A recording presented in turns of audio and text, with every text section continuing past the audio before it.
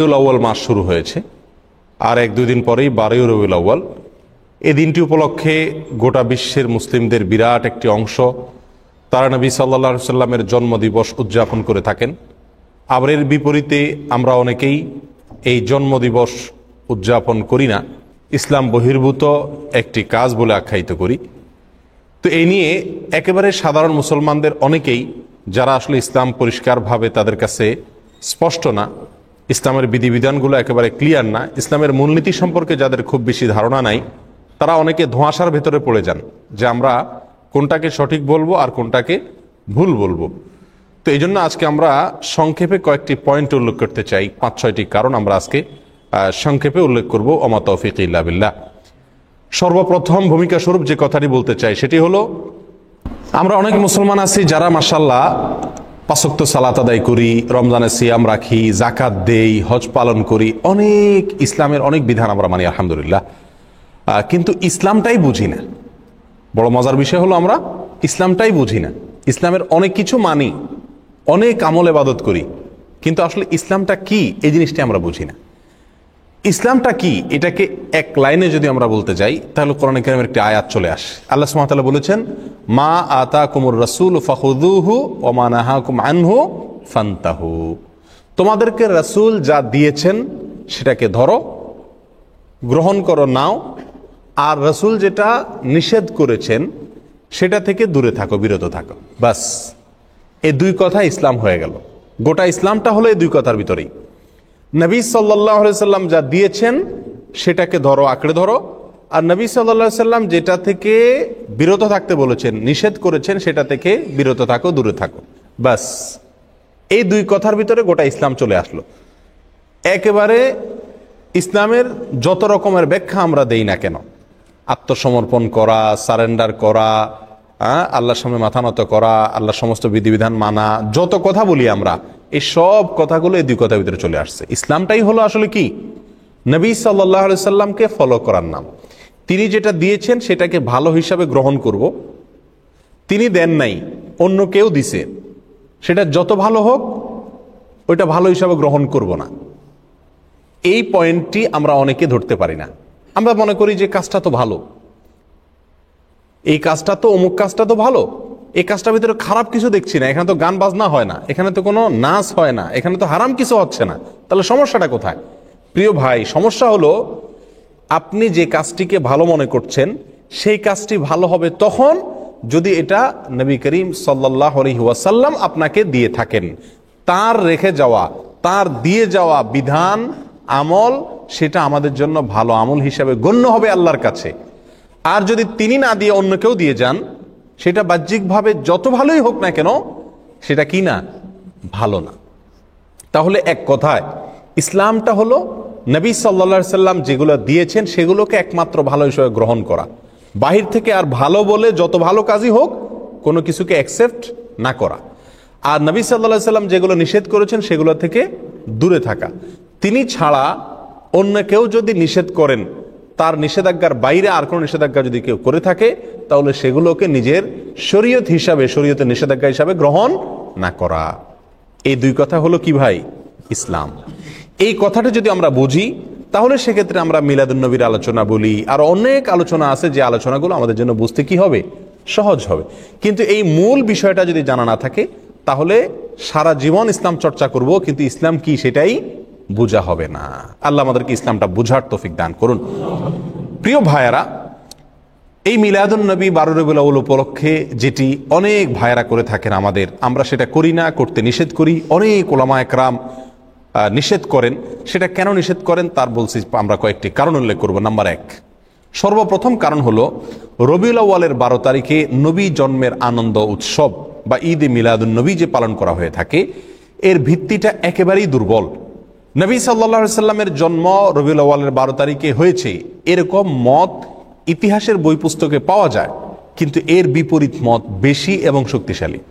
নবী সাল্লাল্লাহু আলাইহি সাল্লামের জন্ম রবিউল আউয়াল মাসে হয়েছে এটা মোটামুটি প্রায় নিশ্চিত, কিন্তু এই মাসের কোন তারিখে হয়েছে সে তারিখটা নিয়ে ইতিহাসবিদদের মধ্যে নানা রকমের মত পাওয়া যায়।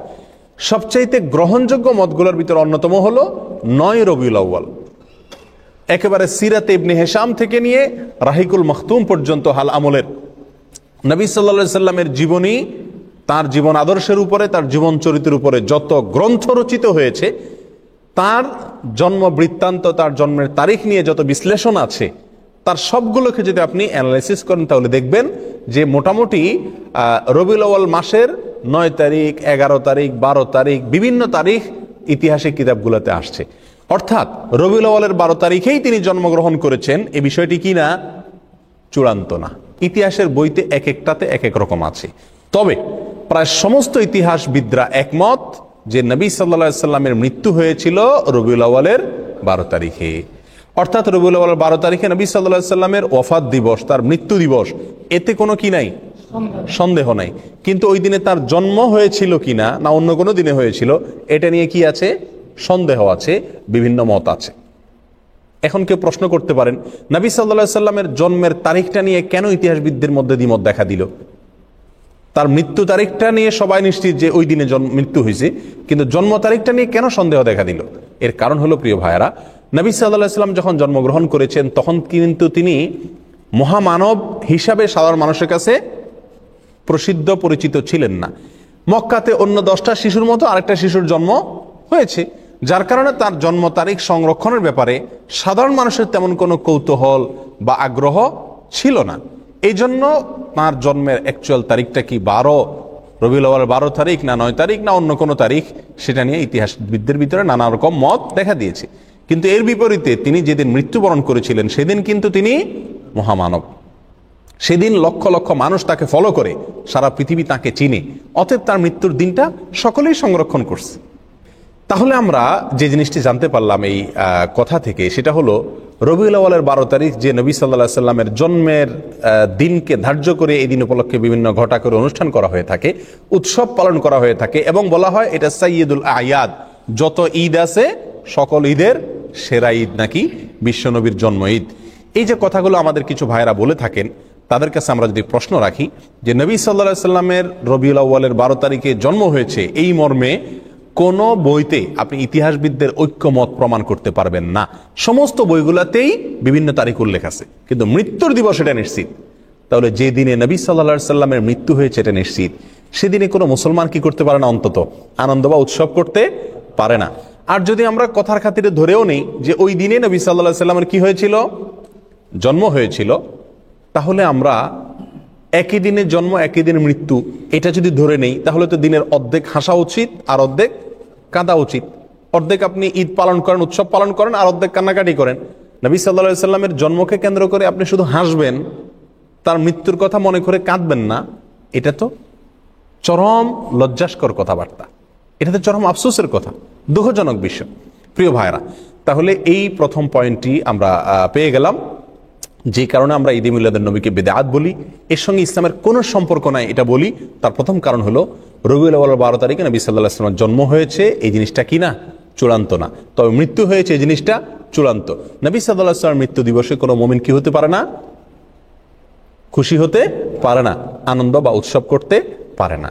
এটা হলো প্রথম কথা। নাম্বার 2, নবী সাল্লাল্লাহু আলাইহি ওয়াসাল্লাম তিনি নিজে তার জন্মদিবস পালন করেছেন নাকি করেন নাই? কোন সাহাবী তার জন্মদিবস, নবী সাল্লাল্লাহু আলাইহি ওয়াসাল্লামের জন্মদিবস পালন করেছেন নাকি করেন নাই? এবং বড় বড় সাহাবী, সিনিয়র সাহাবী যারা খোলাফা রাশেদা সহ অন্যান্য যারা ছিলেন, তারা সকলে, তাদের পরবর্তীতে তাবিন, তাবে তাবিন, কেউ কি কোনো কালে 3টি 70 যুগের কোনো কালে কি এই নবী সাল্লাল্লাহু আলাইহি ওয়াসাল্লামের জন্মের তারিখ উপলক্ষে কোনো উৎসব করা, ফুর্তি করা, অনুষ্ঠান করার কোনো প্রথা, রেওয়াজ, সিস্টেম সেই সমস্ত যুগে ছিল কিনা? এর কথার এক কথায় উত্তরে আমরা বলবো, কোনো বইতে, ইতিহাসের কোনো বইতে, হাদিসের কোনো বইতে, কোরআনে তো নাই, কোনো জায়গায় একটি জাল বর্ণনাও নাই।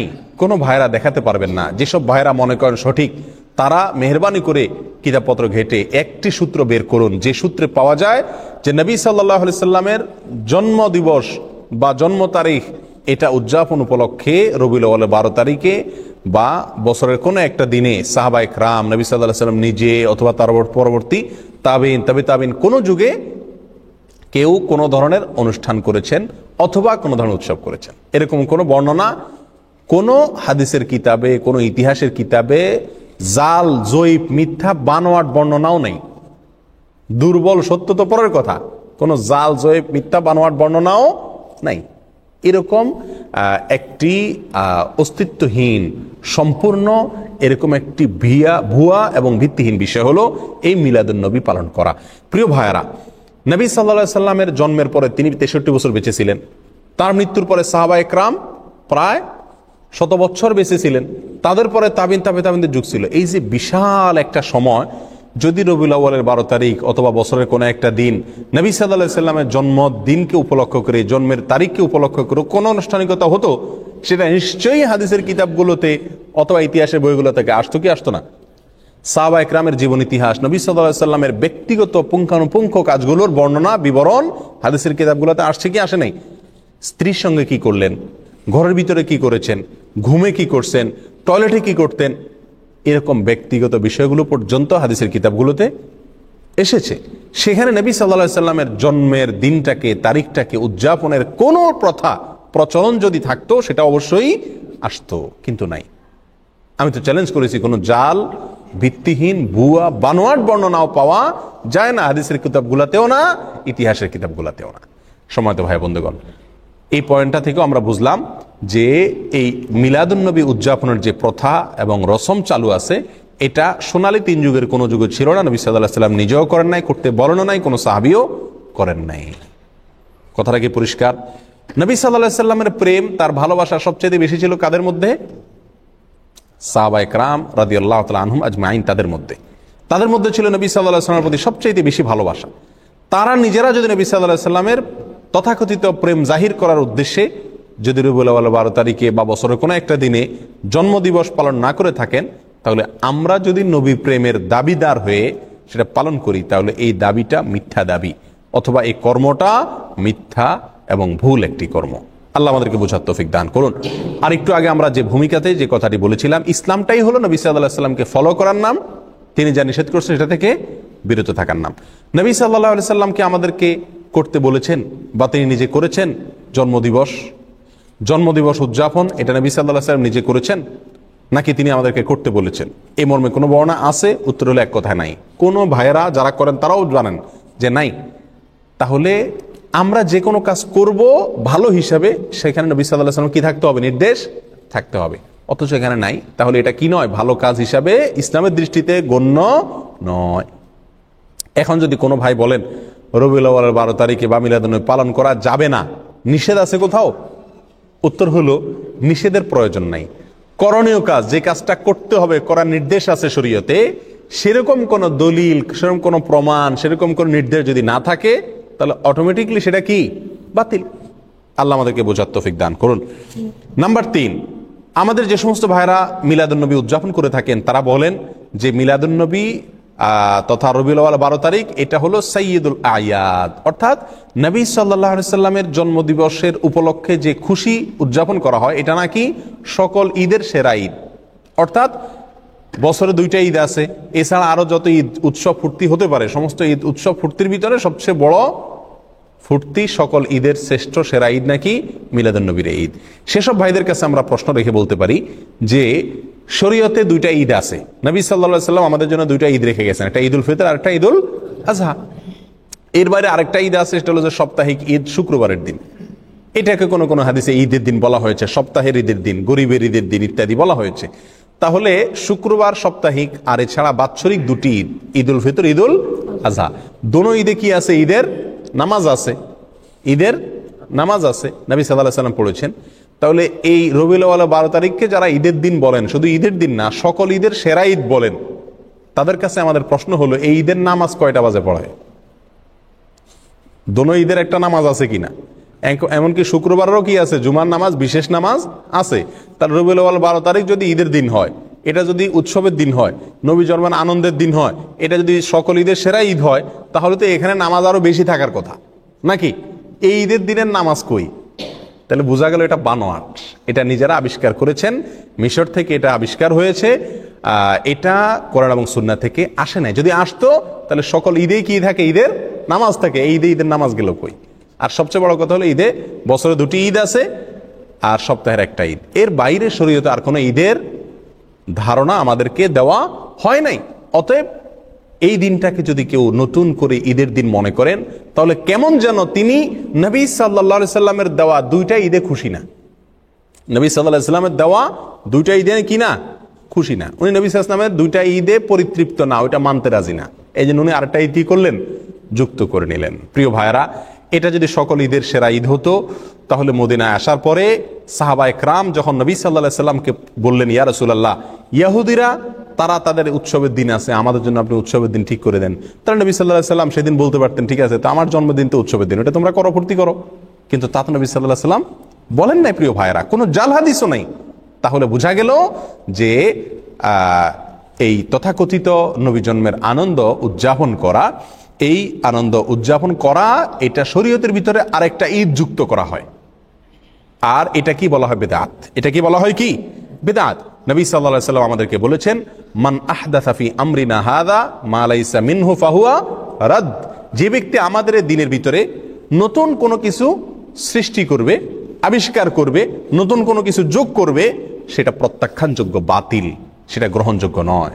অন্য হাদিসে আসছে নবী সাল্লাল্লাহু আলাইহি সাল্লাম বলেছেন, ইয়াকুম ওয়া মুহদাসাতিল উমুর ফাইন্না কুল্লা মুহদাসাতিন বিদআহ ওয়া কুল্লু বিদআতিন দালালাহ ওয়া কুল্লু দালালাতিন ফিন্নার।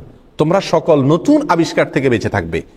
নতুন যত আবিষ্কার আছে ইসলামের নামে, দ্বীনের নামে, সেগুলো সবগুলো বিদআত, আর সকল বিদআত এর ঠিকানা হলো কি, জাহান্নাম। প্রিয় ভাইরা, তাহলে নবী সাল্লাল্লাহু আলাইহি সাল্লাম আমাদেরকে দুটি ঈদ দিয়ে গেছেন। আমরা যদি আরেকটা ঈদের আবিষ্কার করি, সেটা যত সৎ উদ্দেশ্যেই করি, যত ভালো উদ্দেশ্যেই করি না কেন, ভালো তো সেটাই যেটা নবী সাল্লাল্লাহু আলাইহি সাল্লাম আমাদেরকে ভালো হিসাবে বলে গেছেন, করে গেছেন। আর নতুন কোন যদি ভালো আমরা যোগ করি, আবিষ্কার করি, যুক্ত করি, তাহলে সেটাকে বলা হয় কি, বেদাত। বেদাত কি জিনিস? আমরা অনেকে মনে করি বেদাত মানে হলো বাহ্যিকভাবে খারাপ জিনিস। না ভাই, বেদাত ওই কাজকে বলা হয় যে কাজটাকে মানুষ ভালো মনে করে করে, অথচ শরীয়তে সেটার কোনো নির্দেশ নাই। এটাই বেদাত। বেদাত জিনিসটা যারা করেন তারা সকলে এটাকে ভালো কাজ হিসাবে জেনেই করেন। ওই ভালো কাজকে বেদাত বলা হয় যে ভালো কাজকে ওই কাজের কর্তা ভালো মা কাজ মনে করেন, অথচ কোরআন সুন্নাহ তার কি নাই, নির্দেশ নাই। সেটাই তো বেদাত। নতুন করে ঈদে মিলাদুন্নবী উদযাপন করা, আর একটা ঈদ শরীয়তের ভিতরে যুক্ত করা। এই কারণে আমরা এই মিলাদুন্নবী, তথাকথিত মিলাদুন্নবী আমরা উদযাপন করি না এবং এর সঙ্গে ইসলামের সম্পর্ক নাই বলি। নাম্বার 4, নবী সাল্লাল্লাহু আলাইহি সাল্লামের জন্মের কারণে, ওনার জন্মের কথা শুনে সর্বপ্রথম আনন্দ প্রকাশ করেছিলেন তার চাচা আবু লাহাব। তার চাচা আবু লাহাব, আবু লাহাবকে নবী সাল্লাল্লাহু আলাইহি সাল্লামের জন্মের সংবাদটা সর্বপ্রথম দিয়েছিল আবু লাহাবের একজন কৃতদাসী বাঁদী, তার নাম ছিল সুয়াইবা। এই সুয়াইবা নামক বাঁদিয়ে দৌড়ে এসে মালিকরে, আবু লাহাবকে সংবাদ দিয়েছিল যে, মালিক সুসংবাদ নেন, আপনার যে ভাই মারা গেছেন বাচ্চা পেটে রেখে, সে ভাই আব্দুল্লাহর ঘরে ছেলে হয়েছে। নবী সাল্লাল্লাহু আলাইহি সাল্লামের জন্মের এই সুসংবাদটা দিয়েছেন সর্বপ্রথম সুয়াইবা নামক বাঁদিয়ে। কাকে? আবু লাহাবকে। আবু লাহাবে এই সংবাদ শুনে খুশিতে নবীর জন্মে আনন্দ প্রকাশ করে সঙ্গে সঙ্গে সুয়াইবা নামক বাদীকে আজাদ করে দিলেন, মুক্ত করে দিলেন। যাও, তোমাকে আমি স্বাধীন করে দিলাম সারা জীবনের জন্য, তুমি আর দাসী নও, মুক্ত তুমি। আবু লাহাব কি জাহান্নামী না জান্নাতি? তাহলে যেই আবু লাহাব খুশি হয়ে নবী সাল্লাল্লাহু আলাইহি সাল্লামের জন্মের সংবাদ শুনে নিজের বাদীকে মুক্ত করে দিয়েছেন, অথচ তিনি জান্নাতে যেতে পারছেন না। এই ঘটনা আমাদেরকে কি বার্তা দেয়? নবী জন্মের আনন্দ উৎসব প্রকাশ করা, এর মধ্যে মুক্তি নিহিত নাই। নাজাত এটার উপরে নির্ভর করে না। নাজাত নির্ভর করে, আখিরাতে নাজাত নির্ভর করে নবী সাল্লাল্লাহু আলাইহি সাল্লামের অনুসরণ অনুকরণে। নবী সাল্লাল্লাহু আলাইহি সাল্লামের কথা যারা মানবে, তার কথার উপর আমল করবে, তার নির্দেশকে মেনে চলবে, তারাই নাজাত পাবেন। আবু বকর, ওমর, ওসমান, আলী রাদিয়াল্লাহু তাআলা আনহুম আজমাইন, আরো যত সাহাবায়ে কেরাম আছে, তারা কেউ নবী সাল্লাল্লাহু আলাইহি সাল্লামের জন্মের দিন উপলক্ষে কোনো বিশেষ কিছু করেছেন এরকম কিছু আমরা জানি না। তবে একটি কাজ তারা করেছেন, নবী সাল্লাল্লাহু আলাইহি সাল্লামের কোনো নির্দেশ তারা পেলে সেটাকে একেবারে অক্ষরে অক্ষরে পালন করেছেন। ঠিক না বেঠিক?